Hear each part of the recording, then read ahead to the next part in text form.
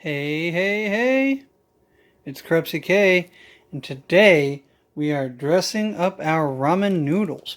So, I have all these vegetables out here that I purchased today, and they're relatively cheap. I also purchased this sauce right here. We'll go over that in just a minute. And I have the receipt right here, and if I can get real nice and close, I don't think you can see it. Nah. Either way, it says $20. So all of these vegetables here and that sauce there cost about $20. And you can buy cheaper sauces. This is uh, Hoisin sauce. I have no idea how to pronounce that. You could either use teriyaki sauce or oyster sauce, or if you're hard up, soy sauce. Each of those sauces back there were $3. So if you wanted soy sauce, you could save a couple of dollars here. Got some radishes, got some green onion, red and yellow bell pepper. You can do green if you like. Celery, red cabbage because I didn't have green, makes no difference to me. A nice good large onion, and these mushrooms here. What we're going to do is I'm going to cut all these up. After these all get dressed, I'm going to throw them in the freezer so I can show you how to add them to your ramen noodles and make it extra delicious. I will see you guys in the next scene. All right, and we are back. So, we got everything chopped up. We've got our mushrooms, green onion, radish, cabbage, yellow and red bell pepper, celery, and onion. We've also got our leaves here. I saved the greens that grow on the celery. They taste fine. They work as a good garnish. They add flavor to the dish. Now, as you can see, $20 worth of vegetables kind of chops out to be quite a bit.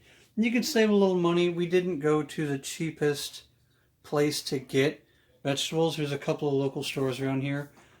Even Aldi has some pretty cheap vegetables from time to time. So you don't necessarily have to spend upwards to $20 to get all of this bounty here. And believe me, this is going to go very far. The most you're going to have to rebuy is probably your green onion. However, leads me to my next point. You can actually take the bottoms of your green onions and plant them. Now, I have some outside our front door that are about foot and a half, maybe 2 feet tall. Pretty good sized green onions. So I usually save these and plant them. Same thing with your bell peppers, your onion, and your celery. So long as you have enough of the bottom of each of these, this, and this, you can replant them. Now, the reason why I saved this from your cabbage, you see this star-shaped pattern here and this giant circle piece here. This is the bottom of your cabbage, and it grows into what is like the heart of the cabbage on the inside, and it's kind of like a pit, but not really. Basically, you chop your bottom out, you cut in half or quarter your cabbage. See, these are quartered, these are halved. This I wedged out, this you could just cut out from the side. And what you want to do is you just want to remove the heart of the cabbage, because I don't know if it's edible. I'm not sure, but it's tough and it's hard. You'll know when you get past it. So basically you take your slices. I have some slices over here. And you just cut out the wedge there and remove the heart. Also, when it comes to onions and cabbage, you can peel the layers from the top. Let's say you have a bad onion or piece of cabbage. So let's say this is bad on the outside. You have the whole cabbage, brand new, unchopped, and you can peel back layers, layer after layer, until you get to a more healthy or cleaner layer. Most people just dress their onions by peeling back these layers until they get to like here, and everything on the inside is still good. So if you have a slightly old onion or a cabbage that's got some bad leaves on the outside, don't worry about that. That is fine. You can peel those layers back to get to a good inside. Now, the next step is what we're going to do is if you're like me, your vegetables go bad pretty quick. That's fine because these aren't going in the refrigerator.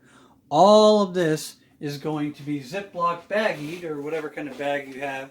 I think Ziploc is the bag. But you take plastic bags and you fill them with all your stuff. Make sure to break up your cabbage. You don't want it chunked like this. You really want to get those little layers until they're small pieces. That way they don't clump up in your soup when you go to make it. So yeah, we're just going to take all of this, and put it in plastic baggies, and then put them in the freezer. All right, and we're back. As you can see, we've got all of our goods here have now been frozen. And we've got several bags. As you can see, we've got 1, 2, 3, 4, 5. 5 bags of cabbage, 2 bags, 3 bags of mushrooms, 2 good sized bag of onion, 2 good sized bag of diced peppers here. Same thing with our radishes, etc. And I found from the last time the $2 worth of frozen jalapenos, as you can see, that have lasted way longer than the rest of everything, because if you want to make it spicy, you really only need to add just a couple of slices. I'll show you that when we get started. So we have our pan here. All we need to do is add our veggies to the pan, and I just give them a little, well, about like that much. You don't need too much. You can eyeball it. Yeah, it looks good. You know, if you want a little more, get that in there. I think I still need to grab the green onion. It looks like that's the thing that I'm missing here on the table. Not a big deal. Grab some onion, sprinkle that in there. And as you can see, I'm not using a whole lot from each bag because I've got a lot of different kinds of veggies. You don't really have to add too much, and you shouldn't. And by the way, you should not overdo it. So I'm going to go ahead and take my, well, about this much, a jalapeno, because the seeds are on there, maybe one more. The seeds are already on there, or still on there, so when it gets rehydrated or when it gets reheated up or whatever, it is very spicy. So you don't need a whole lot to spice the dish up.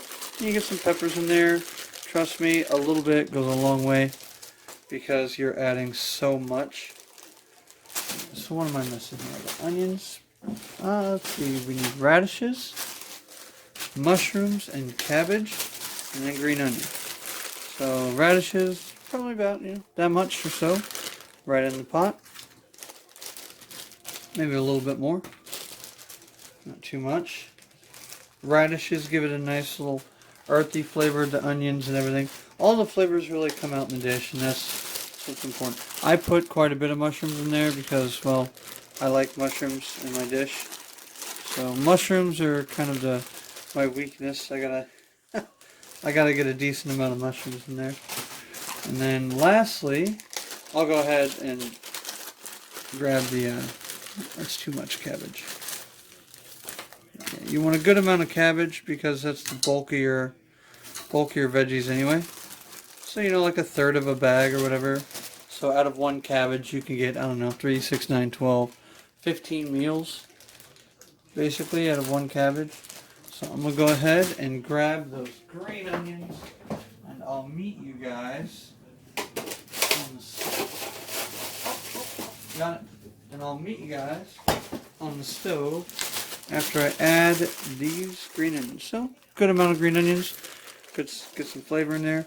This is probably going to be your most often refreshed or restocked veggie.